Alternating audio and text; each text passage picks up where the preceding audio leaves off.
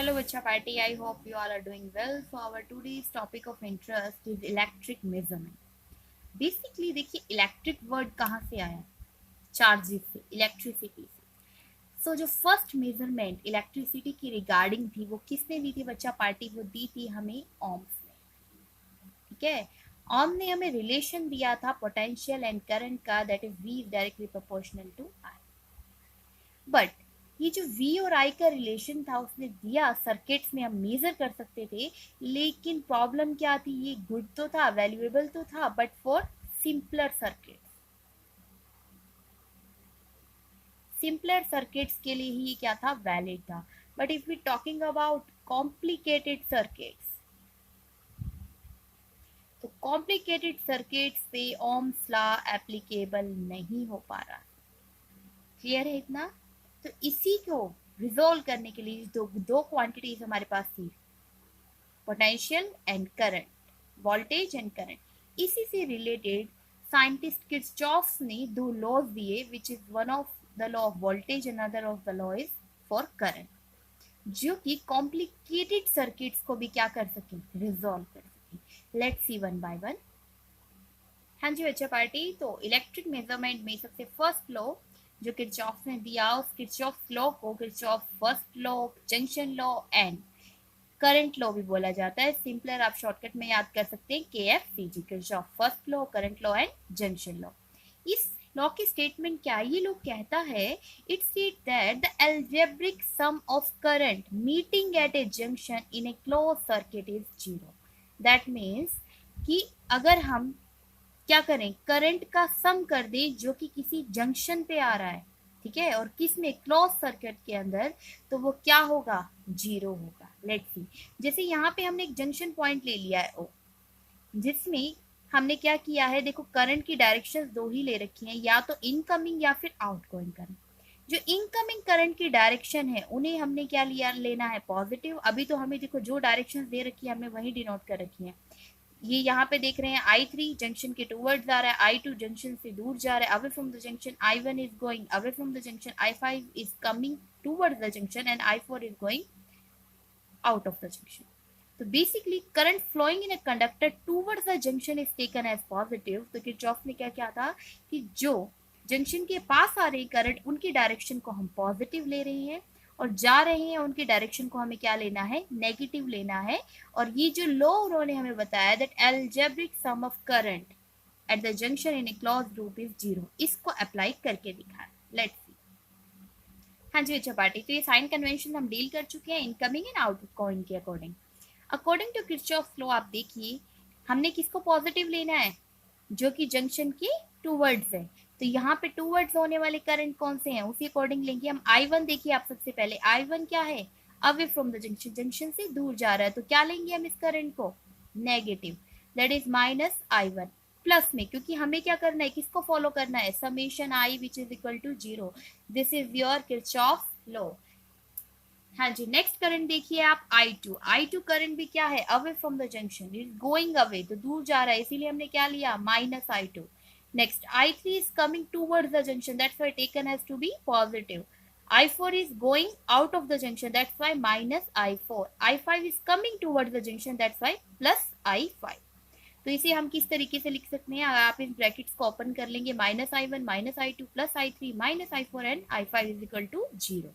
कि हमें क्या लिख रखना था? Summation I is equal to zero. Sum of जितने भी करंट थे उन सभी का सम किसके इक्वल रखना है? जीरो. हम पॉजिटिव और नेगेटिव वालों को क्या कर सकते हैं? लेफ्ट राइट शिफ्ट कर सकते हैं. तो ये हमारे पास इक्वेशन ऑब्टेन होगी. तो ये क्या करता है? Conservation of energy, conservation of charge को सपोर्ट करता है.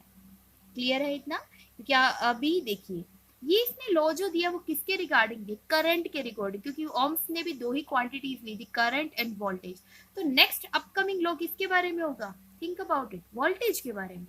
जो सेकंड लॉ है उसे हम वोल्टेज लॉ भी कहते हैं और लूप लॉ भी कहते हैं. Let's see. क्योंकि इस वाले केस में जंक्शन था, इसीलिए इसका नाम क्या था? जंक्शन. नेक्स्ट में obviously as a name suggested. हाँ जी बच्चे पार्टी देखिए, statement of Kirchhoff second law, Kirchhoff loop law and Kirchhoff voltage law. तो बेसिकली इसमें बात करने वाले हैं हम पोटेंशियल डिफरेंस वोल्टेज के बारे में, that algebraic sum of all potential difference along a closed loop. Close loop क्यों? क्योंकि हमने इस नाम को भी देखा है कि अगर आपको पोटेंशियल डिफरेंस लेना है तो किसी सर्किट में लेंगे, और सर्किट कब कंप्लीट होता है? जब वो सर्किट क्लोज होता है। क्या होना चाहिए? पोटेंशियल डिफरेंस 0 होना चाहिए। देखिए, अब इस रूल को अप्लाई करने के लिए हमें किसी न किसी पॉइंट से लूप में स्टार्ट करना पड़ेगा और उसी पॉइंट पे हमें लूप में वापस आना होगा। अब दो वे हो सकते हैं, या तो हम उस लूप को एनकाउंटर करते हुए क्लॉकवाइज मूव करें या फिर एंटी क्लॉकवाइज मूव करें। And one more important thing, जब आप किसी लूप या सर्किट के बारे में बात करते हैं, क्योंकि अभी हम कॉम्प्लिकेटेड सर्किट्स में बात कर रहे हैं, तो कॉम्प्लिकेटेड सर्किट में जरूरी नहीं आपको एक ही बैटरी मिलेगी, मोर देन वन बैटरीज भी अवेलेबल हो सकती हैं। तो आपको उस बैटरी का जो सा टर्मिनल फर्स्ट फेस होता है, जैसे पॉजिटिव टर्मिनल, तो आपको उस बैटरी की पॉजिटिव वैल्यू लेनी है, नेगेटिव टर्मिनल तो आपको उस बैटरी की नेगेटिव वैल्यू लेनी है। क्लियर है इतना? हाँ जी बच्चों, पार्टी देखिए, यहाँ पे आपको एक सर्किट गिवन है जिसमें आपको 4 resistance R1, R2, R3, R4 given है, 2 बैटरीज गिवन है E1 and E2, and current की डायरेक्शन भी इन्होंने सेल्फली ही डिस्ट्रीब्यूट कर रखी है। आपने अभी कुछ खुद से नहीं किया, ये आपको स्टेटमेंट गिवन है। आपको जस्ट इसमें किरचॉफ वोल्टेज लॉ या किरचॉफ वोल्टेज लॉ अप्लाई करके दिखाना है। तो फर्स्ट ऑफ ऑल आपको क्या लेना पड़ेगा? इसके लिए लूप लेना पड़ेगा कि आप क्लॉकवाइज ले रहे हैं या एंटी क्लॉकवाइज। मान लीजिए कि मैंने इसकी लूपिंग के लिए कैसा लिया है, कैसे मूवमेंट है ये? क्लॉकवाइज। तो क्लॉकवाइज अब हमने क्या करा है, एक इसका पॉइंट ले लिया कि हम ए से स्टार्ट करके वापस ए पे ही आएंगे। Let's see how we written this.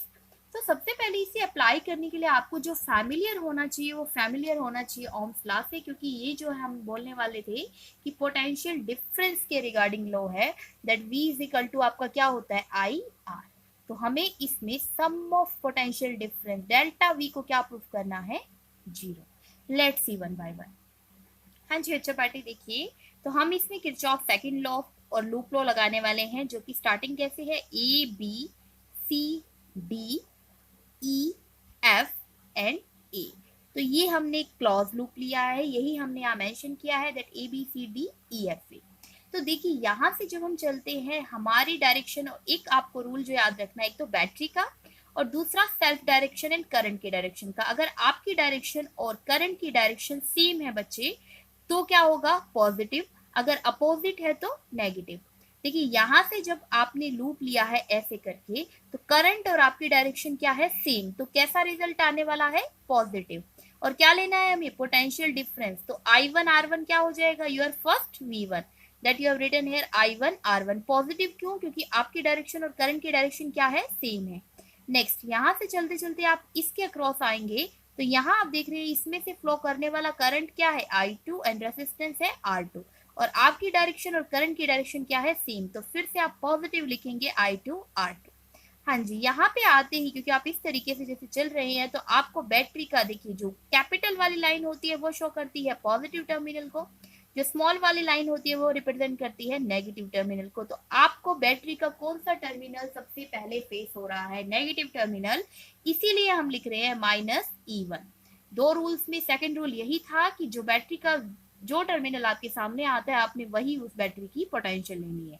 Negative potential ले लिया हमने -E1। नेक्स्ट जैसे ही आप यहाँ से आगे जाते हैं तो आपकी डायरेक्शन और करंट की डायरेक्शन सेम है, एंड रेसिस्टेंस यहाँ पे दे रखा है R3, तो हो जाएगा +I3 R3। नेक्स्ट जैसे आप इस E पॉइंट के बाद अब हम मूव करते हैं, आप देख रहे हैं कि आपकी डायरेक्शन अपवर्ड है और करंट की direction downward.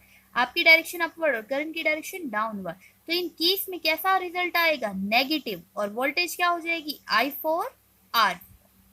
Next on going towards upward direction, जैसे ही आप अपवर्ड की तरफ जाते हैं तो आप देखेंगे कि आपको बैटरी का कौन सा टर्मिनल दिखाई दे रहा है? Capital line is for positive and small line is for negative. तो आपको बैटरी का पॉजिटिव टर्मिनल दिखाई दे रहा है, इसीलिए आपने लिखा +E2 इज इक्वल टू 0।